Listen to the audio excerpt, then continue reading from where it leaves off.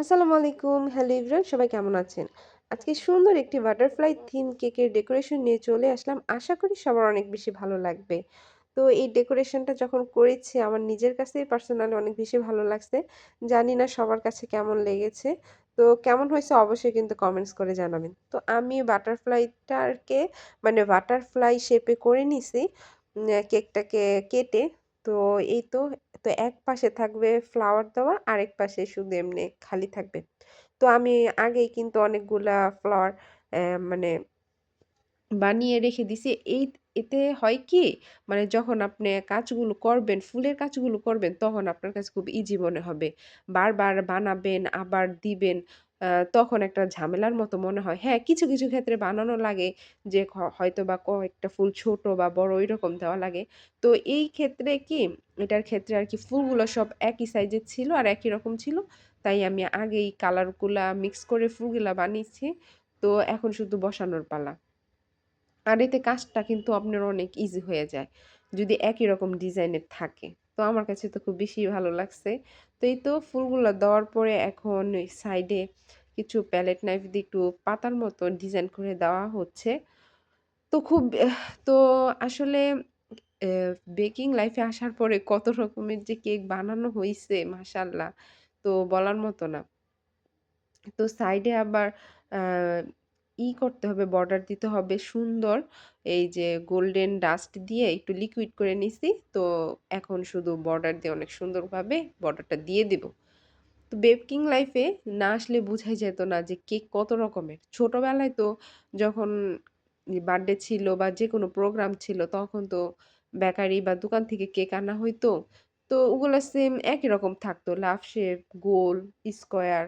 আর এখন কত রকমের যে কেক বানানো হয় আর নিজে যখন কেক বানাতে পারি, মাশাআল্লাহ অনেক বেশি ভালো লাগে নতুন, নতুন সবকিছু করতে। তো যারা বেকিং লাইফে আছে, আপুরা আছে, ভাইয়ারা আছে তারাই জানে। একটা কেক করতে যে কি পরিমাণ কষ্ট, মানে একটা ২-৩ মিনিট ৫ মিনিটের ভিডিও দেখলে বোঝা যায় কি কেক বানানো কত ইজি। আসলে একটা সব জিনিসেরই প্রিপারেশন নিয়ে সুন্দরভাবে সবকিছু করা আসলে অনেক সময়ের ব্যাপার। এটা যারা আরকি বানায় শুধু তারাই বোঝে। আর যেকোনো কাজের ক্ষেত্রে আপনি যতটা সুন্দর করবেন আপনার সময় ততটা বেশি দিতে হবে। সেটার প্রতি শ্রম আরো বেশি দিতে হবে। তাহলেই তো একটা জিনিস সুন্দর হয়। আর হ্যাঁ, আমাদের কিন্তু মানে প্রোগ্রামের জন্যই কিন্তু আমরা স্পেশাল করে এই কেকটা বানাই। যাতে করে কেকটার লুকটা অনেক বেশি সুন্দর আসে। সবাই সবার আ স্পেশাল দিনগুলার জন্যই কিন্তু আ কেকটা মানে খুবই সুন্দর একটা জিনিস। এটা আপনি যত সুন্দরভাবে ফুটিয়ে তুলতে পারবেন, মানে সেটার সৌন্দর্য তত বেশি হবে। হ্যাঁ, মাঝে সাঝে একটু এদিক সেদিক হয়। তো ক্লায়েন্ট আপুরা খুব বেশি ভালো দেখে মানে সেম টু সেম অনেক সময় হয়, আবার অনেক সময় একটু ডিফারেন্ট হয় বা নিজের থেকে আমরা কোনো কিছু এড করি। সেক্ষেত্রে অনেক সময় আছে ক্লায়েন্ট আপুরা অনেক বেশি খুশি হয় যে, "হ্যাঁ আপু অনেক ভালো হইছে।" মানে ক্লায়েন্ট আপুদের কথাই শুনলে মনটা ভরে যায়।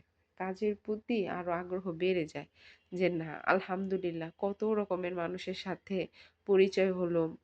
একটা শুধু বিজনেসের খাতিরে। কত ভালো, কত খারাপ। ব্যাড এক্সপেরিয়েন্স হয় না এমন কোনো কথা না। আমার লাইফেও এই বেকিং জগতে আসার পরও ব্যাড এক্সপেরিয়েন্স হইছে। বাট তেমন কোনো ক্ষতি হয় নাইগা। কিন্তু একটা কথা আছে না? যে কারো ক্ষতি করে কিন্তু কেউ কখনো উপরে উঠতে পারবে না। সেটাই কথা। তুমি আমার সাথে যদি ধোঁকাবাজি করো আল্লাহ তাআলা আ সেটার ফল তোমাকে পাইয়ে দিবে। কারণ তুমি একটা জিনিস আমার কাছে অর্ডার করছো, তারপরে তুমি সেটা নিয়ে তানাবানা করবা, সেটা কিন্তু চলবে না। তো যাই হোক, মানুষের ভালো খারাপ নিয়েই জীবন। তো এই দেখেন আমার কেকটার কিন্তু ফাইনাল লুক কেমন হলো সবাই অবশ্যই কমেন্টস করে জানাবেন। আর ভালো লাগলে লাইক, কমেন্ট, শেয়ার করে আমার পেজটার পাশে থাকবেন। তো সবাই ভালো থাকবেন, সুস্থ থাকবেন। এটাই হলো সবার জন্য দোয়া আর ভালোবাসা। তো থ্যাংকস ফর ওয়াচিং। সবাই ভালো থাকবেন। আল্লাহ হাফেজ।